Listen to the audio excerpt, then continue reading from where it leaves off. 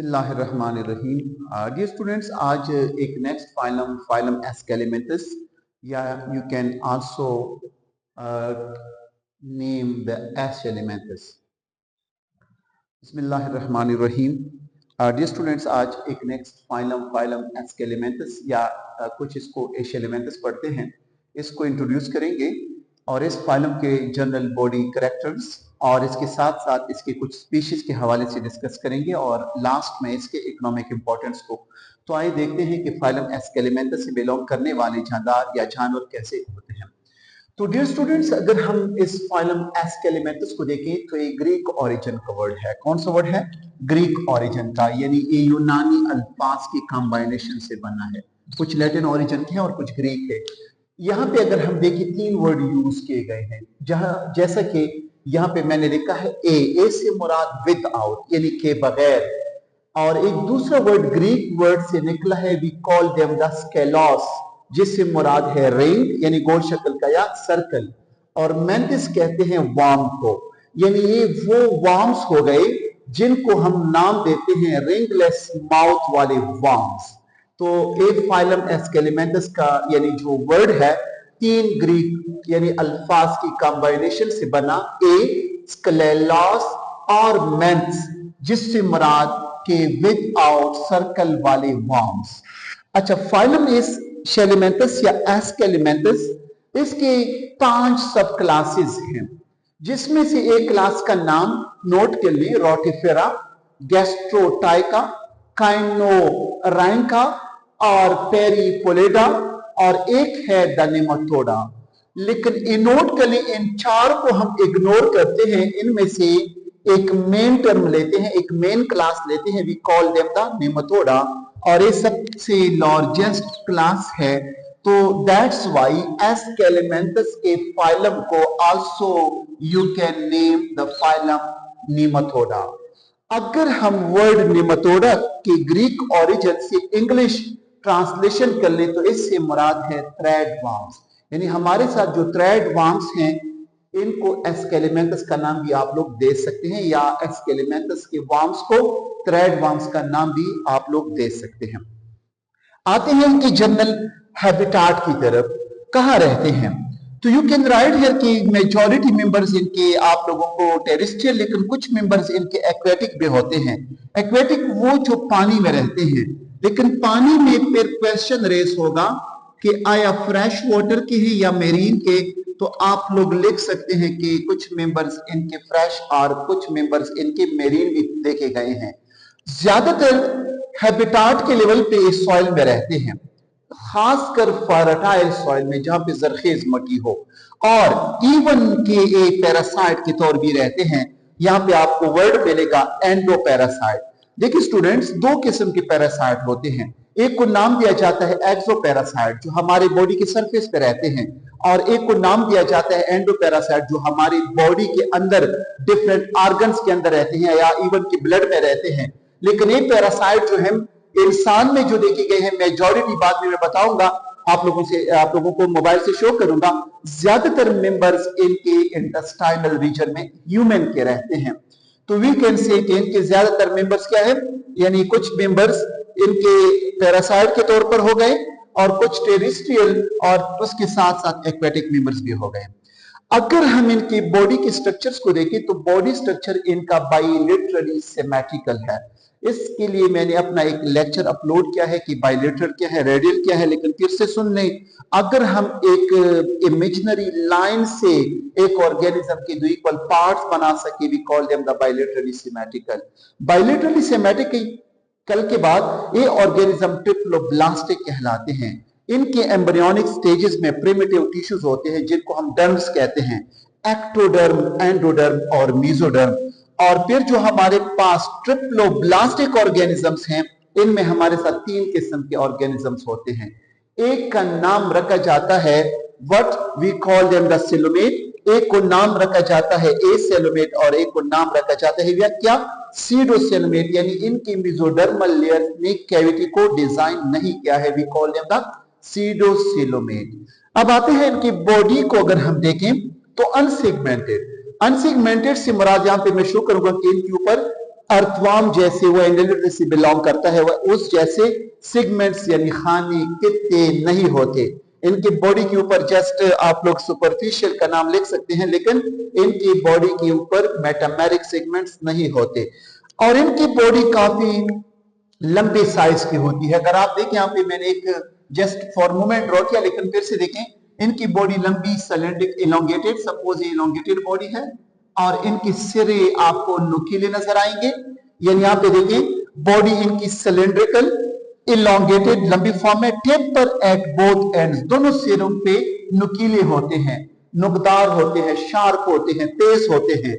और इनकी बॉडी के ऊपर अगर देखा जाए तो यहाँ पे आप लोगों को क्या मिलेगा, क्यूटिकल मिलेगा। क्यूटिकल का लेयर एक इंतहाई अहम लेयर है जो इसके साथ हेल्प करते हैं। दो मैकेनिज्म के हवाले से डिस्कस करेंगे, एक इनको प्रोटेक्शन देती है और एक इनकी बॉडी से वाटर की लॉस को रोकती है, यानी इनकी बॉडी से एवापोरेशन नहीं होने देती। तो क्यूटिकल बना है specific substance, we call them the cutin से। तो डियर स्टूडेंट्स, इनकी बॉडी के ऊपर सीलिया नहीं होती जो लोकोमोटिव ऑर्गन्स होते हैं अक्सर ऑर्गेनिक एनिमल्स में। तो फिर कैसे हरकत करते हैं, तो नोट कर लें कि ये मूव करते हैं या लोकोमोट करते हैं, इनके साथ लॉन्गिट्यूडनल मसल्स होते हैं। लॉन्गिट्यूडनल से मुराद ये कि इनकी बॉडी में ऐसे मसल्स, जो रेड कलर का मैं बना रहा हूं, ऐसे मसल्स पहले हुए होंगे जो तकरीबन 4 बैंड्स में होते हैं। कितने बैंड्स में? 4 बैंड्स में होते हैं। और इनकी बॉडी में ये जो सर्कुलर मसल कहलाते हैं, जो इस रिंग फॉर्म में होते हैं, ऐसे मसल इनमें नहीं होते, यानी इनमें एब्सेंट होते हैं। यहाँ पे आप लोग देख रहे हो कि सर्कुलर मसल इनमें एब्सेंट होती है, लॉन्गिट्यूडल मसल इनमें 4 बैंड्स में होते हैं और इनके जरिए लोकोमोशन भी कर सकती है। लेकिन because of the absence, SLO में क्वेश्चन आ जाएगा, फर्स्ट के लिए आपसे पूछा जा सकता है कि व्हाई नेमाटोड्स, एशेलिमेंटस के ऑर्गेनिजम्स को, एनिमल्स को हम नेमाटोड्स का नाम देंगे। व्हाई नेमाटोड्स शो व्रिपिंग मूवमेंट, यानी यू कैन से कि यहाँ पे इनमें सर्कुलर मसल नहीं होते, जस्ट लॉन्गिट्यूडनल मसल इनकी मूवमेंट में रोल अदा करते हैं। इसलिए अगर आप गौर कर लें, आप लोगों ने किसी सूंडी वगैरह को देखा होगा, तो जब वो फसलों के ऊपर या पत्ती के ऊपर, दरख्तों के ऊपर चढ़ते हैं या जाते हैं, तो उनकी बॉडी ऐसे कंटैक्ट होकर रिलैक्स होती है। ऐसी मूवमेंट को नाम दिया जाता है व्रिपिंग मूवमेंट का। तो डियर स्टूडेंट्स, इनके सिस्टम्स की तरफ अगर हम आ जाएं, तो इनका जो ग़िज़ाई नाली है, ग़िज़ाई नाली यानी you can say digestive system का मुकम्मल जो स्ट्रक्चर है, ये वेल डेवलप होता है। वेल डेवलप उसको कहते हैं कि इनका वो सिरा जो इंटीरियर एंड कहलाती है, वहां पे इनका माउथ होता है, और जो पोस्टीरियर एंड कहलाती है, वहां पे इनका एनस होता है। ना सिर्फ माउथ और एनस, इनका फेरिंक्स भी होगा, इनका बाकी जो इंटेस्टाइनल रीजन है वो भी पाए जाते हैं। That's why we call them the कि डाइजेस्टिव सिस्टम इनका कंप्लीट होता है या डेवलप होता है। आप लोग यहाँ पे वर्ड कंप्लीट भी यूज कर सकते हैं। तो डियर स्टूडेंट्स, एक्सक्रीटरी सिस्टम इनकी बॉडी में अगर देखे जाए, इनकी जब हम एनाटॉमी करेंगे सारा कुछ हमें नजर आएगा। यानी जब इसको अंदर से स्टडी करेंगे, चीट पार्ट करने के बाद, तो एक्सक्रीटरी सिस्टम इनका 2 लॉन्गिट्यूडनल कैनाल्स पे मुश्तमिल है। कितने कैनाल्स? 2। और वो 2 कैनाल्स, फर्स्ट के लिए इसका इंटीरियर एंड है। कौन सा एंड है? इंटीरियर, यहाँ पे इसका माउथ है। तो ये जो कैनाल्स हैं आपस में इकट्ठे होके वेंट्रल साइड पे, स्टूडेंट्स देखिए, हर एक ऑर्गेनिज्म के 2 एंड्स होते हैं, फर्स्ट के लिए एंटीरियर एंड पोस्टीरियर एंड, और फिर इसके 2 साइड्स होते हैं। जो पुश्त वाला हिस्सा है we call them the dorsal, और जो फ्रंट वाला है उसको हम नाम देते हैं वेंट्रल। तो इन ऑर्गेनिज्म के वेंट्रल साइड पे जब माउथ को हम देखते हैं, तो माउथ के क्लोज यानी इसके करीब यहाँ पे आप लोगों को एक ओपनिंग मिलती है इनके बॉडी में। उस ओपनिंग का नाम रखा जाता है एक्सक्रीटरी पोर, जिसके जरिए लॉन्गिट्यूडनल ट्यूब वेस्ट को कलेक्ट करके यहाँ पे एक्सटीरियर एनवायरनमेंट में छोड़ जाते हैं। तो डियर स्टूडेंट्स, आते हैं इनके नर्वस सिस्टम की तरफ। माउथ के बाद का पोर्शन कहलाता है we call them the pharynx. तो इनके फेरेंक्स के पोर्शन में या इसके गिर्द क्या होगा? नर्व रिंग होगा। क्या होगा शाबाश? नर्व रिंग, फेरेंक्स के गिर्द। और इस नर्व रिंग से इसकी बॉडी में फिर डिफरेंट ब्रांचेस फैली हुई है, जो इनके मस्कुलर मूवमेंट में काफी ज्यादा कोऑर्डिनेट करती है, यानी इनके साथ कोऑर्डिनेशन में रहती है। और इन ऑर्गेनिजम्स में आप लोगों को रिस्पिरेटरी सिस्टम नहीं मिलेगा, सर्कुलेटरी सिस्टम नहीं मिलेगा, रिस्पिरेटरी बॉडी सरफेस की जरिए कर लेते हैं। किसके जरिए? यू कैन राइट हियर के बाई बॉडी सरफेस की जरिए क्या करते हैं? रिस्पिरेशन कर लेते हैं। और इनमें सर्कुलेटरी सिस्टम नहीं होता, इनकी बॉडी में ब्लड भी नहीं होता, जस्ट यू कैन से कि इनकी बॉडी में जो फ्लूइड होता है, बॉडी फ्लूइड, वो एक ब्लड का फंक्शन परफॉर्म कर लेती है। तो डियर स्टूडेंट्स, आते हैं इनके सेक्सेस की तरफ। सेक्सेस इनके अलग है, मेल इनका अलग, फीमेल इनकी अलग। इस तरह नहीं होता कि हर्माफ्रोडाइट है कुछ। इससे पहले के ऑर्गेनिज्म आप लोगों ने देखा, पाइलम प्लेटीहेलमिन्थस, वो हर्माफ्रोडाइट हैं। इवन कुछ और भी नजर आएंगे। एनेलिडा में अर्थवर्म को देखा जाए तो वो भी हर्माफ्रोडाइट, मीन दोनों सेक्सेस एक में हो। टेस्टिस भी एक में होते हैं और उसकी ओवरी भी और ओवरी में बनाते हैं एग को और टेस्टिस में बनाते हैं स्पर्म को। तो डियर स्टूडेंट्स, अगर हम इनके सेक्सेस का कहें तो सेक्सेस इनके सेपरेट होते हैं, मेल इनका अलग, फीमेल इनकी अलग होती है। साइज के लेवल पे आप लोग डिफरेंशिएट कर सकते हैं इजीली। मेल इनका स्मॉल साइज होता है कंपैरेटिवली फीमेल का, फीमेल इनकी लिटिल बिट लॉन्ग और इलोंगेटेड और लार्ज साइज की हो सकती है। एक एबिलिटी आप लोगों ने देखा था प्लेटीहेलमिन्थस में। अगर हम पाइलम प्लेटीहेलमिन्थस प्लेनेरिया को मैंने बतौर एग्जांपल शो किया है, आप लोग मेरे नेक्स्ट लेक्चर को, इससे पहले का लेक्चर देखें। अगर हम प्लेनेरिया को डिफरेंट पार्ट्स में डिवाइड कर ली, हर एक हिस्सा इस एप्पल है कि वो एक नया प्लेनेरिया बना दे, we call them the regeneration. अगर इन ऑर्गेनिज्म को हम डिफरेंट पार्ट्स में डिवाइड कर लें तो ये डिफरेंट पार्ट से अपने बॉडी को डेवलप नहीं कर सकती। वी कैन से कि इसमें नो रीजनरेशन पावर। और इनके मेल अलग, फीमेल अलग। तो मेल में टेस्टिस को देखा जाए तो टेस्टिस इनके long with seminal vesicle. Seminal vesicle क्या है? डियर स्टूडेंट्स, आप लोगों को सेकंड ईयर में पढ़ाया जाएगा कि seminal vesicle is the type of gland. हमारे साथ जो मेल का रिप्रोडक्टिव सिस्टम है उसमें डिफरेंट ग्लैंड्स आते हैं। इनके साथ मेल ऑफ ह्यूमन, हमारे बॉडी में प्रोस्टेट ग्लैंड है, बल्बोयूरेथ्रल ग्लैंड है और एक सेमिनल वेसिकल है। तो इनके साथ भी बाकी ग्लैंड्स नहीं होते, जस्ट एक ग्लैंड देखा गया है जिसका नाम सेमिनल वेसिकल है, जो जूस पैदा करती है स्पर्म को फूड प्रोवाइड करने के लिए और इसके साथ साथ स्पर्म को प्रोटेक्ट करने के लिए। और इस सेमिनल वेसिकल जो यानी इनका ग्लैंड भी मिलता है, इनके लॉन्ग जो ट्यूब्स होते हैं वो आके रेक्टम की तरफ आते हैं। कहां आते हैं? पोस्टीरियरली इनटू रेक्टम में, और यहां से ओपन होके इजैकुलेटरी डक्ट के जरिए जिस्म से आउटसाइड एनवायरनमेंट में स्पर्म को छोड़ जाते हैं। अगर हम नेमाटोड्स के फीमेल को देखें तो नेमाटोड्स की जो फीमेल है इनमें ओवरीज पेयर की फॉर्म में लेकिन कॉइल्ड होते हैं। कॉइल्ड से मुराद जो काफी ज्यादा स्प्रिंग लाइक हो, ऐसे को हम कहते हैं कॉइल्ड। सुपर कॉइल्ड होते हैं, you can write here as compare to male के भी कॉइल्ड होते हैं लेकिन इनकी ज्यादा सुपर कॉइलिंग होती है। और इनका जो ओवरी का जो डक्ट है आपकी यूट्रस में खोलता है और यूट्रस दो पेयर मिलके, इनके दो यूट्रस जब मिलते हैं, यूट्रस का प्लूरल यहां पे मैंने लिखा यूट्रियाई, जब दो यूट्रियाई इनके मिलते हैं तो फिर यहां पे खोलता है एक ओपनिंग के जरिए जिसका नाम है या बनाता है एक structure which we call their vagina. इनके साथ ह्यूमन हम फीमेल का विजाइना का नाम बर्थ कैनाल भी लिख लेते हैं, जहां पे बर्थ कैनाल यानी क्या होती है जिसके जरिए बर्थ दिया जाता है बच्चे को। लेकिन ये विजाइना फिर ओपन होती है कहां पे? जेनिटल एपर्चर के जरिए। यानी सपोज अगर मैं यहां पे डायग्रामेटिकली शो करना चाहूं, ये जो ऊपर वाला डायग्राम आप लोगों को नजर आ रहा है, this is the female because I have draw it in large size. और ये जो नीचे डायग्राम है ये क्या है? शाबाश, मेल। बाकी मैं डिफरेंशिएट करूंगा तो इनकी जो पोस्टीरियर एंड है इसके यहाँ पे यू कैन सी कि मिड लाइन में, यहाँ पे थोड़ा सा इस साइड पे आ जाएं, इनकी मिड लाइन में एक ओपनिंग है जहां पे एक अंडों को छोड़ जाती है। इसका नाम रखा जाता है जेनिटल एपर्चर, इस पोर्शन का। ए मेल में नहीं होता। और यहां पे हम एक ऑर्गेनिज्म जो नेमाटोडस से बिलोंग करता है उसका साइंटिफिक नेम है एस्केरिस लुम्ब्रिकॉइड और इसका आम यानी वर्ड हम यूज करते हैं, नेम है इसका एस्केरिस। ये एक एंडोपैरासाइट है और इसे एक डिजीज लगती है। जब भी पैरासाइट हो, एक्टो हो या एंडो हो, जरूर कोई प्रॉब्लम या ऐसे हम कैसे एम्बिग्युइटी पैदा करेगी। तो यहां पे हमारे बॉडी में डिजीज काज कर सकती है। उस डिजीज का नाम रखा जाता है एस्केरियासिस। तो डियर स्टूडेंट, ये इंसान के इंटेस्टाइन का एक एंडोपैरासाइट है।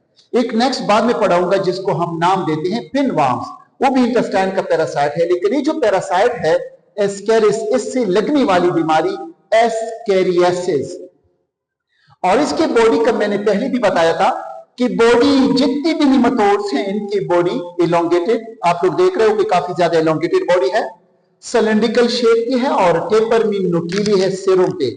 इसका सिरा देखा जाए और दूसरा सिरा देखा जाए इनके, तो सिरे इनके नुकीले होते हैं और इनके सेक्स से सेपरेट होते हैं। पहले मैंने यहाँ पे अब देखें एस्केरिस लुम्ब्रिकाइड जस्ट इनका एक सैंपल, इनका एक एग्जाम्पल है। तो जितने कैरेक्टरिस्टिक्स मैं यहाँ पे बता रहा हूँ ये ऑलरेडी मैं वहां पे कर चुका हूँ। तो यहाँ पे देखिए डियर स्टूडेंट्स के इनका मेल का साइज नोट किया गया है कि 6 से लेकर 12 इंचेस का और फीमेल का साइज 8 से लेकर 16 इंचेस का होता है। इन दोनों के एंटीरियर एंड तकरीबन एक जैसे होते हैं, नुकीले होते हैं, टेपर्स होते हैं। यहाँ पे आप लोग देख रहे हो कि एंटीरियर एंड के लाइक होते हैं, मीन टेपर्स होते हैं। आते हैं इनके पोस्टीरियर एंड की तरफ। पोस्टीरियर एंड फीमेल का कंपैरेटिवली मेल इतना शार्प नहीं होता जितना कि इनका शार्प होता है, तेज होता है, नुकीला होता है। और एक पहचान इनकी ये है फीमेल और मेल की कि फीमेल के मुकाबले में जो मेल है इसका ये जो पोस्टीरियर एंड है एक ना सिर्फ शार्प बल्कि थोड़ा सा कर्व भी है। ऐसे फॉर्म को हम नाम देते हैं कर्व भी है। और कर्व के साथ साथ यहाँ पे आप लोगों को 2 स्पाइंस जैसे स्ट्रक्चर नजर आते हैं, खारदार किस्म के कांटेनुमा। इनको नाम दिया जाता है पीनियल सिटी का, जिसके जरिए इंटेस्टाइन में अटैचमेंट में भी रोल अदा करते हैं। तो this was about the ascaris lumbricoides और इनसे जो डिजीज लगती है we call them the ascariasis. तो डियर स्टूडेंट्स आते हैं एक next example pinworm, we call them the enterobius vermicularis. Same like जैसा कि मैंने वहां पे बताया एस्केरिस लुम्ब्रिकाइड में, तो पिनवर्म भी इंटेस्टाइनल एंडोपैरासाइट कहलाता है। लेकिन मिलता कहां है, ज्यादातर देखा गया है, रिपोर्ट किया गया है चिल्ड्रन में ज्यादातर। क्यों? बिकॉज आप लोगों ने देखा होगा कि चिल्ड्रन ज्यादातर कहाँ पे यानी खेलते कूदते हैं सॉइल में, तो अपने हाथों को कुछ यानी सही तरीके से वॉश नहीं करते, तो कुछ खा जाते हैं, तो उस तरीके से इनकी बॉडी में इनकी जो अंडे थे वो चले जाएंगे या चले जाते हैं और वहां पे इनसे हैचिंग आउट होगी और वहां पे बतौर पैरासाइट रहना शुरू करेंगे। क्योंकि जो सॉइल उन बंदों के जो ऑलरेडी इफेक्टेड थे इन पैरासाइट से, उनके अगर फीसिस वहां पे फर्ज करें काफी दिन पहले उनकी फीसिस यहाँ पे क्या हो यदि खुश्क हो चुकी हो, ड्राई फॉर्म में इनके जब गिरते हैं तो एक्सीडेंटली हो सकता है, तो नोट कर लें। या भाई एनी तरीके से इनकी बॉडी के अंदर जब चले जाते हैं तो वहां पे क्या करेंगे, जब इनके पैरासाइट यानी वहां पे हैचिंग आउट कर लेते हैं, जब ये बड़े हो जाते हैं, वर्म्स का बता रहा हूँ, पिनवर्म्स का, तो वहां पे एनस को एचिंग देती है, इरिटेट करती है। और म्यूकस मेम्ब्रेन जो किनारे रतूबत पैदा करते हैं, कोलान के लार्ज इंटेस्टाइन का एक हिस्सा डाइजेशन में आप लोगों ने पढ़ा होगा, caecum the first part of large intestine, इनके म्यूकस मेम्ब्रेन को इन्फ्लेम करते हैं। और चिल्ड्रन की एनस की एचिंग और सीकम कोलान का म्यूकस मेम्ब्रेन इन्फ्लेम की वजह से ऐसे बच्चे स्लीपिंग सिकनेस में मुब्तला होते हैं, जिसको साइंटिफिक टर्म इंसोम्निया यूज किया जाता है। यानी इनको काफी ज्यादा मुश्किल होगी कहां पे, स्लीपिंग कंडीशन में। और ऐसे बच्चों को एपेटाइट भी होती है मीट के, यहाँ पे अगर आप देखें no appetite, loss of appetite, यानी इनको भूख नहीं लगती, लॉस ऑफ एपेटाइट, एपेटाइट नहीं होती बल्कि लॉस ऑफ एपेटाइट होता है, इनको भूख नहीं लगती। तो ऐसे बच्चे फिर काफी ज्यादा कमजोर किस्म के पड़ जाते हैं। तो this was the parasite we call them the enterobius vermicularis. तो डियर स्टूडेंट्स आते हैं इनके इकोनॉमिक इंपॉर्टेंस की तरफ, इनके फवाइद क्या हैं, आया इकोनॉमिकली इंपॉर्टेंट है। ऑफ कोर्स यहाँ पे आप लोग 3 पॉइंट्स यहाँ पिक करने तो इजीली आप लोग इसके इकोनॉमिक इंपॉर्टेंस में समझ आ जाएगा आप लोगों को। तो economically they are very important. कैसे? एक तो जब भी आप लोग इकोनॉमिक इंपॉर्टेंट का वर्ड देख लें तो इससे मुराद ना है कि आप लोग इसके फायदे डिस्कस कर लें, बल्कि इनके आप लोग हार्मफुल एस्पेक्ट्स भी देख सकते हैं और यानी बेनिफिशियल और हार्मफुल दोनों को कंपेयर करके देखेंगे। तो ग्रेट इकोनॉमिक लॉस होता है हेल्थ सेक्टर में।